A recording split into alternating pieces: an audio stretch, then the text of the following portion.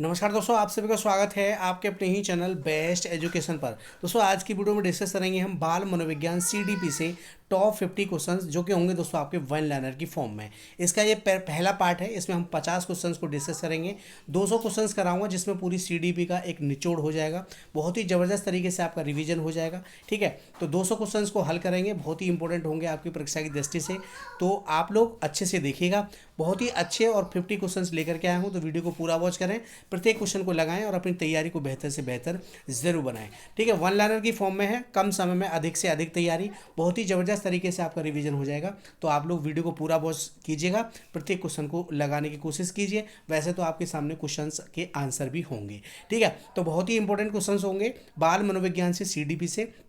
UP TET के लिए रामबाण होंगे, यूपी टेट के लिए तैयारी कर रहे हैं, तो बहुत ही ज़बरदस्त क्लास होने वाली है। तो क्लास को पूरा वॉच जरूर करिएगा। ठीक है, तो शुरू करते हैं आज का अपना इंपॉर्टेंट वीडियो इंपॉर्टेंट क्वेश्चंस के साथ। क्वेश्चन नंबर 1 है, आपकी स्क्रीन पर कमेंट कीजिएगा।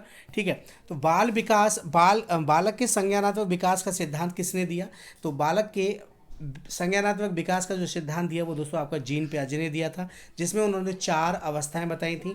ठीक है दोस्तों, कितनी अवस्थाएं बताई थी? 4 अवस्थाएं बताई थी। तो बालक के संज्ञानात्मक विकास का सिद्धांत किसने दिया? जीन पियाजे ने दिया था। सामाजिक सांस्कृतिक सिद्धांत किसका है? तो दोस्तों ये आपका वाइगोस्की का है। ठीक है, किसका है दोस्तों? वाइगोस्की का। इन्होंने कहा बच्चे का जो विकास होता है वो सामाजिक अंतःक्रिया के द्वारा होता है, समाज के द्वारा होता है। ठीक है, तो इन्होंने समाज पर ज़्यादा जोर दिया है। तो सामाजिक सांस्कृतिक सिद्धांत किसका है? तो दोस्तों वाइगोस्की का है। सभी जितने भी फैक्ट करा रहा हूँ सारे के सारे एकदम क्वेश्चंस के रूप में देखने के लिए आपको मिलेंगे। ठीक है, ऐसे ही पूछे जाते हैं आपसे। तो ये सभी जो फैक्ट हैं बहुत ही इंपॉर्टेंट है, सभी क्वेश्चंस बहुत ही इंपॉर्टेंट है। तो वीडियो को पूरा वॉच जरूर करें। और दोस्तों प्रयास अगर अच्छा लगे तो वीडियो को लाइक से जरूर कीजिएगा। चैनल पर नए हैं तो चैनल को भी सब्सक्राइब कर लीजिए, साथ में बेल आइकन प्रेस कर लीजिए, जिससे कि सभी वीडियोज़ का नोटिफिकेशन आपको सबसे पहले मिले।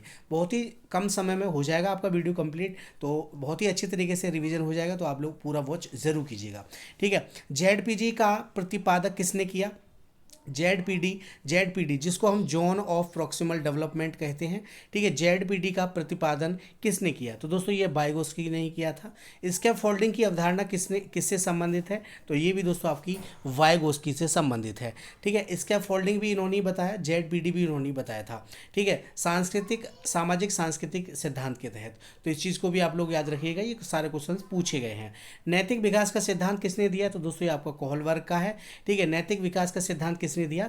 कोहलबर्ग का। इन्होंने 3 स्तर बताए और आपकी 6 स्टेज बताई थी।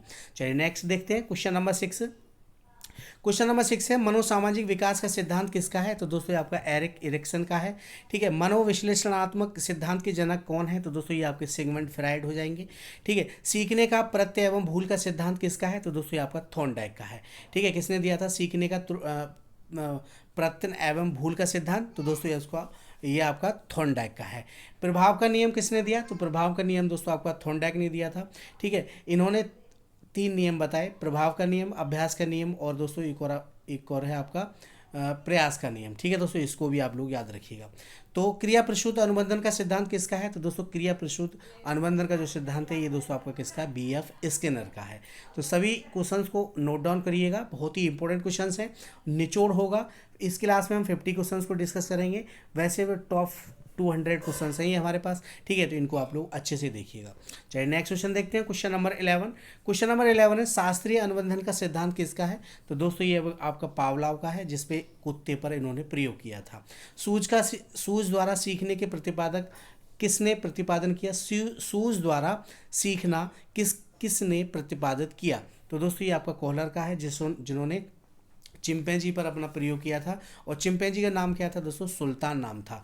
ठीक है, तो सूझ द्वारा सीखना किसने प्रतिपादित किया? तो दोस्तों कोहलर ने किया था।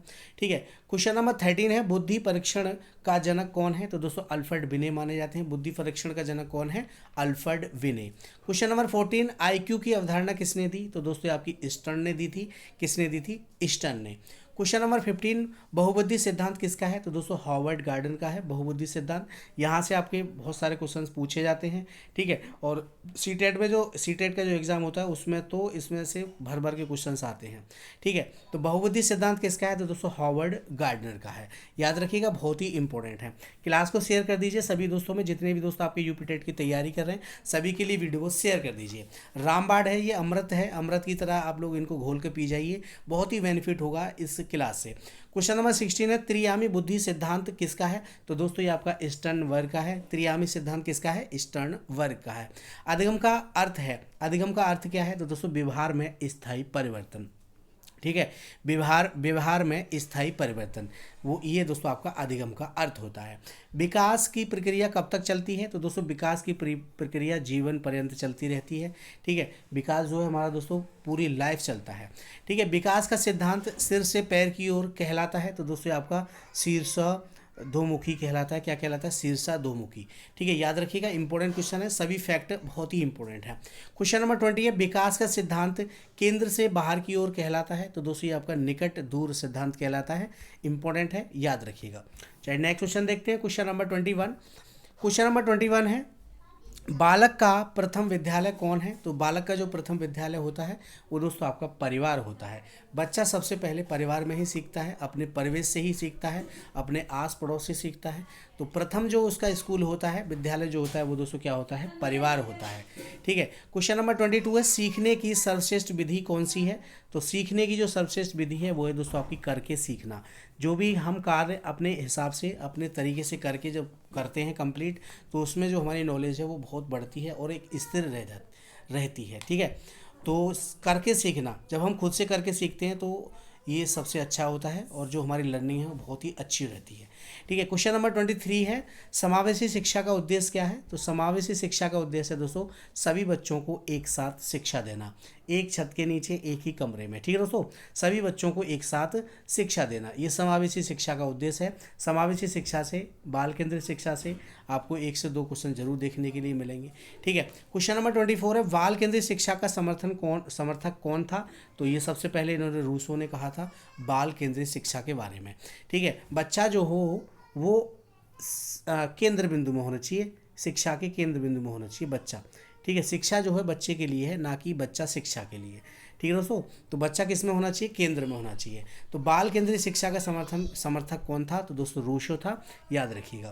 क्वेश्चन नंबर 25 है, शिक्षा जीवन है, किसने कहा? तो दोस्तों ये आपको जॉन डीवी ने कहा था, शिक्षा जीवन है, किसने कहा था? जॉन डीवी ने। चलिए नेक्स्ट क्वेश्चन देखते हैं, क्वेश्चन नंबर 26, करके सीखना का सिद्धांत किसने दिया? तो दोस्तों ये आपका जॉन डीवी ने दिया था। करके सीखने का सिद्धांत किसने दिया था? जॉन डीवी ने। बुद्धि लब्धि का सूत्र क्या है? तो दोस्तों बुद्धि लब्धि निकालने का जो सूत्र होता है, IQ निकालने का जो सूत्र होता है वो दोस्तों हमारा IQ निकालने का सूत्र क्या होता है? IQ निकालने का सूत्र होता है दोस्तों MA/CA और गुणा में होता है दोस्तों हमारा 100, ठीक है। ये हमारा बुद्धि लब्धि निकालने का सूत्र होता है, ठीक है। तो इस चीज़ को आप लोग नोट डाउन करिएगा, MA/CA गुणा 100, ठीक है। सीखने का पठार क्या है? तो दोस्तों सीखने का जो पठार होता है वो अधिगम में अस्थायी रुकावट होता है, ठीक है दोस्तों, याद रखिएगा। प्रेरणा का अर्थ क्या है? और दोस्तों पठार का जो कारण होता है वो थकावट हो सकता है, ठीक है। क्वेश्चन नंबर 29 है, प्रेरणा का क्या अर्थ है? प्रेरणा का क्या अर्थ है? दोस्तों व्यवहार को ऊर्जा देने वाली शक्ति, ठीक है। जो हमारा व्यवहार है उसमें ऊर्जा देने वाली जो शक्ति होती है उसी को हम प्रेरणा कहते हैं, मोटिवेशन कहते हैं, ठीक है। क्वेश्चन नंबर 30 है, आंतरिक प्रेरणा का स्रोत क्या है? तो दोस्तों स्वयं की रुचि।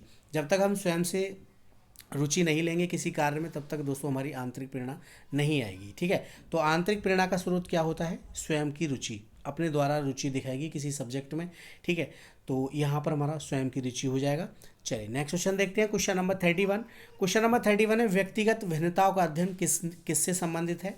तो व्यक्तिगत भिन्नताओं का जो अध्ययन है ये दोस्तों हमारा मनोविज्ञान से संबंधित है, ठीक है। इंपॉर्टेंट क्वेश्चन है, याद रखिएगा। प्रत्येक क्वेश्चन दोस्तों हमारा वेरी इंपॉर्टेंट है, तो सभी को लगाइएगा, बहुत ही इंपॉर्टेंट है। CDP का एकदम निचोड़ है, CDP का निचोड़ है, तो आप लोग अच्छे से देखिए और अपनी तैयारी को बेहतर से बेहतर बनाते रहिए। क्वेश्चन नंबर 32 है, रचनावाद का प्रमुख समर्थक कौन है? तो प्याजे हैं रचनावाद के। सामाजिक रचनावाद का समर्थक कौन है? तो दोस्तों वाइगोस्की कहलाते हैं, ठीक है। किशोर अवस्था को तनाव एवं तूफान की अवस्था किसने कहा? तो दोस्तों ये आपके स्टेने हॉल ने कहा था। ठीक है, किशोर अवस्था को तनाव एवं तूफान की अवस्था किसने कहा? तो दोस्तों स्टेने हॉल ने कहा था। क्वेश्चन नंबर 35 है, विकास और वृद्धि में मुख्य अंतर क्या है? तो विकास जो होता है ये गुणात्मक होता है, वृद्धि क्या होती है? मात्रात्मक होती है। ठीक है दोस्तों, तो इस चीज़ को आप लोग नोट डाउन करिएगा। चलिए नेक्स्ट क्वेश्चन देखते हैं। क्वेश्चन नंबर 36, सृजनात्मकता का संबंध किससे है? तो सृजनात्मकता का जो संबंध है वो नवीन विचारों से है, नए नए विचारों से है। ठीक है, नए नए खोज से होता है। तो सृजनात्मकता का संबंध किससे है? नवीन विचारों से। क्वेश्चन नंबर 37 है, प्रतिभाशाली बालक का आईक्यू सामान्यतः कितना होता है? तो दोस्तों 140 या अधिक होता है। ठीक है, प्रतिभाशाली बच्चे, ठीक है, जो ज़्यादा ही एक्स्ट्रा ऑर्डिनरी होते हैं, बहुत ही माइंडेड होते हैं, सृजनात्मकता के अंतर्गत आते हैं। क्वेश्चन नंबर 38 है, अधिगम का स्थानांतरण क्या है? तो पूर्व ज्ञान का नए ज्ञान में उपयोग। ठीक है, इसी को दोस्तों हम अधिगम का स्थानांतरण कहते हैं। ठीक है, अधिगम का स्थानांतरण क्या है? तो दोस्तों पूर्व ज्ञान का नए नए कार्य में उपयोग। ठीक है, तो इस चीज़ को आप लोग याद रखिए। मान लीजिए हमारा पूर्व ज्ञान क्या है? साइकिल चलाना है। ठीक है, तो पूर्व ज्ञान क्या है हमारा? साइकिल चलाना जानते हैं हम। अब हम सीख रहे हैं मोटरसाइकिल चलाना। तो मोटरसाइकिल चलाना क्या है? एक नया कार्य है। तो पूर्व ज्ञान का नए कार्य में उपयोग ही क्या कहलाता है? अधिगम का स्थानांतरण कहलाता है। याद रखिएगा, इंपॉर्टेंट क्वेश्चन है। क्वेश्चन नंबर 39 है, स्मृति का प्रथम चरण क्या है? तो अभिलेखन होता है स्मृति का प्रथम चरण। क्वेश्चन नंबर 14 है, भूलने का सिद्धांत किसने दिया? तो भूलने का सिद्धांत दोस्तों हैविंग हाउस का है। ठीक है, तो यहाँ पर हमारा क्या हो जाएगा? हैविंग हाउस हो जाएगा। भूलने का सिद्धांत किसने दिया? हैविंग हाउस ने। चलिए नेक्स्ट क्वेश्चन देखते हैं। Question number 41। क्वेश्चन नंबर 41 है, अंतर्दृष्टि क्या है? अंतर्दृष्टि क्या होती है? तो अंतर्दृष्टि जो होती है दोस्तों, अचानक समाधान प्राप्त होना। ठीक है, कोई सूझ जो है अचानक आना एकदम से।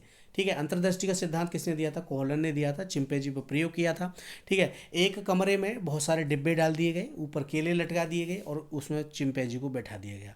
ठीक है, तो चिंपैंजी ने क्या काम किया? सोचता रहा, एकदम से उसके अंदर एक अचानक से समाधान आया, अचानक से सूझ आई और उसने क्या किया? उन डिब्बों को क्रम से लगाया, उनके ऊपर चढ़ गया और केले तोड़ लिए और उसने अपनी भूख को शांत कर लिया। ठीक है, तो एकदम अचानक से आई वो, उसकी जो सोच थी।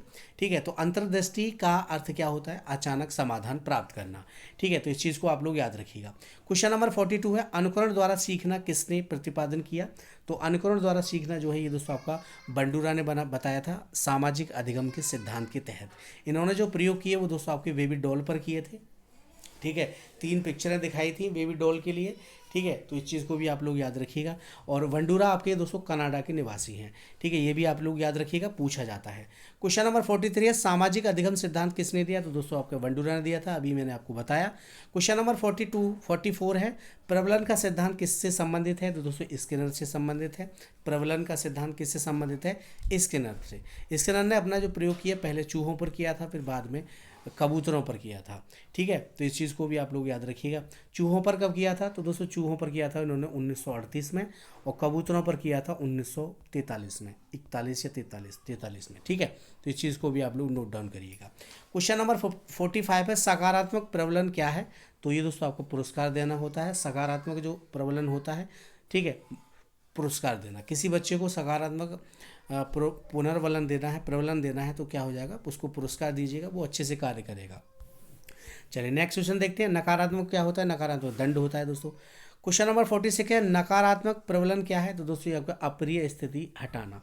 ठीक है, मैंने अभी बताया, दंड हो गया, ये सभी नकारात्मक प्रबलन के अंतर्गत आते हैं। ठीक है, क्वेश्चन नंबर 47 है, मूल्यांकन का मुख्य उद्देश्य क्या है? इंपॉर्टेंट क्वेश्चन है दोस्तों, मूल्यांकन का मुख्य उद्देश्य क्या है? तो दोस्तों ये अधिगम में सुधार। ठीक है, अधिगम में सुधार। कहाँ पर त्रुटियाँ कर रहा है बच्चा, ये मूल्यांकन के द्वारा ही पता चलता है। इसीलिए तो हम मूल्यांकन करते हैं कि साप्ताहिक मूल्यांकन होता है, एक पाठ के बीच में मूल्यांकन होता है, पाठ के अंत में भी करते हैं हम। ठीक है, तो उससे बच्चे की जो कमियां हैं वो हमें पता चलती हैं, कहाँ पर बच्चा कमी कर रहा है मूल्यांकन के द्वारा। तो उसमें हम अधिगम जो है, जो बच्चा सीख रहा है उसमें सुधार कर सकते हैं। मूल्यांकन का उद्देश्य, मुख्य उद्देश्य यही होता है।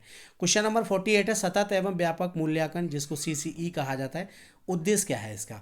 ठीक है, सतत एवं व्यापक मूल्यांकन का उद्देश्य क्या है? तो दोस्तों समग्र विकास। ठीक है, सभी चीज़ों का, मानसिक विकास हो, शारीरिक विकास हो, है ना, शैक्षिक विकास हो, सभी जितने भी विकास होते हैं ये सभी इसी के अंतर्गत आते हैं। सतत एवं व्यापक मूल्यांकन। सतत मतलब कंटिन्यू, व्यापक मतलब पूरा, ब्रॉड, समग्र, है ना। तो इस चीज़ को आप लोग याद रखिएगा।